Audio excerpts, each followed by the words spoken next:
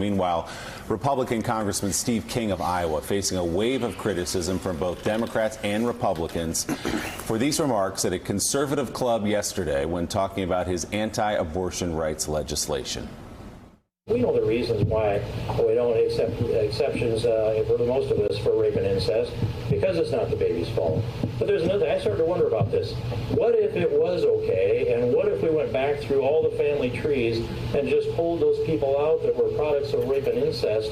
Would there be any population of the world left if we did that? Considering all the wars and all the rape and pillage that's taken place and whatever happened in culture after society, I know I can't certify that I'm not part of a product of that. The audio is kind of tough on that, so I'll read it for you again if you're riding in the car. Congressman King talking about incest and rape exceptions in abortion. He's against those exceptions. He said, quote, what if we went back through all the family trees and just pulled those people out that were products of rape and incest? Would there be any population of the world left if we did that? Congressman King did not respond to repeated questions from NBC News outside a town hall in Iowa yesterday, nor did his office respond to a request for comment. Earlier this year, King questioned why white supremacy and white nationalism are considered language, that language is considered offensive. That led to Republican leadership stripping King of his committee assignments. Yesterday, the highest-ranking Republican woman in Congress, Congressman Liz Cheney, said King's remarks are, quote, appalling and bizarre, adding, as I've said before, it's time for him to go. The people of Iowa's 4th congressional district deserve better. House Republican Whip Steve Scalise called King's comments wrong and offensive and underscore why we removed him from his committees. House Minority Leader Kevin McCarthy echoed that on Fox News. I have a great deal of problems with that. This isn't the first time I've had concerns with what Steve King has said. Earlier in this Congress, there are things that Steve King said that I do not believe the party of Lincoln would stand for. And as a united conference, we actually removed Steve King from his committees inside Congress. And I think this just continues to show why that action was taken. Elise, I wish I could say these comments were surprising, but he's made a career of saying things like this. You can go back 15 years to when he first came into Congress saying things, including that if then Senator Obama were elected president, Al-Qaeda would be dancing in the streets celebrating anti-immigrant rhetoric, anti-Muslim rhetoric. The list goes on and on. This is just the latest. And it's gone on far too long. Why has this weirdo, I mean, that was just weird. Who even thinks that way? Almost fantasizing about incest and rape. I just don't. This weirdo needs to have been gone a long time ago. Well, and Caddy, he may be gone. He won narrowly in his last election. He's going to get a primary, and he'll have probably another strong Democrat running against him, the person who almost beat him last time. Yeah, sorry, I was laughing. At least put it so perfectly. He's just a weirdo.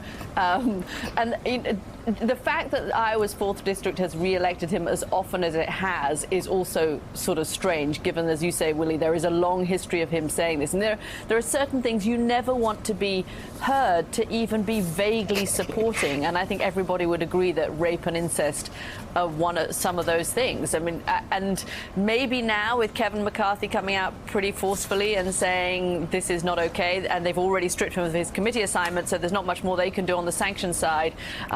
Maybe there will be some pressure on him, but he's been pretty resilient to pressure so far. He was under quite a lot of pressure over the white supremacy comments earlier, and he resisted those. He got his committee assignment stripped, but he didn't step down. You can feel the leadership now almost saying to him, okay, it's time for you to step out the door, with Liz Cheney saying they deserve better than this. Yeah, well, remind our viewers in January, Steve great, King at least weirdo. Steve King wondered about white supremacy and white nationalists and said out loud, how did that language become offensive? You heard from Republicans calling for Steve King to step aside. Here's what some Democrats were saying yesterday.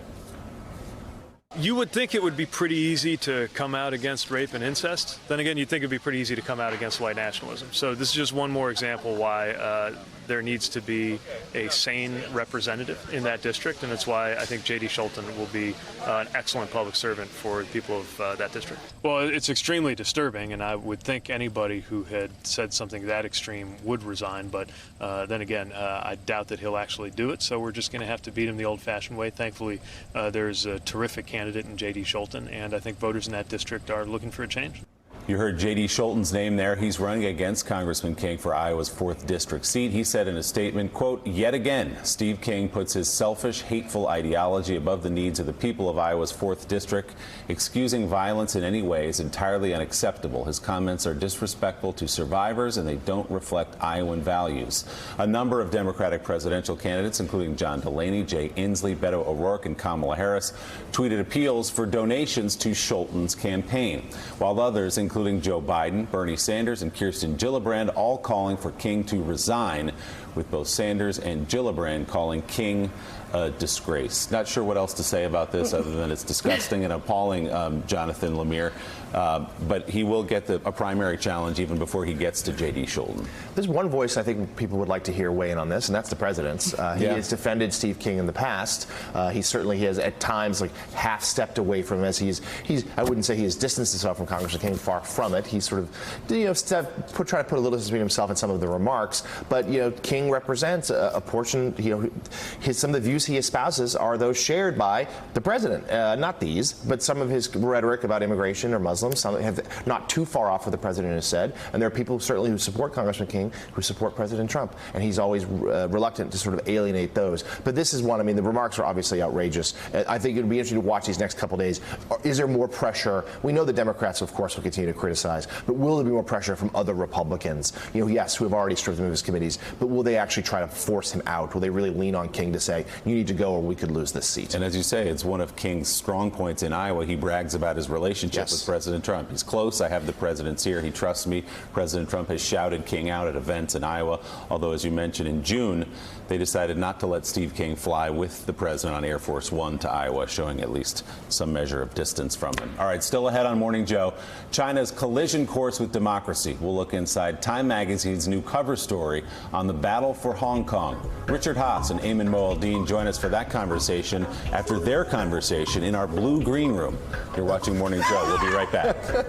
Thanks for checking out MSNBC on YouTube, and make sure you subscribe to stay up to date on the day's biggest stories. And you can click on any of the videos around us to watch more from Morning Joe and MSNBC. Thanks so much for watching.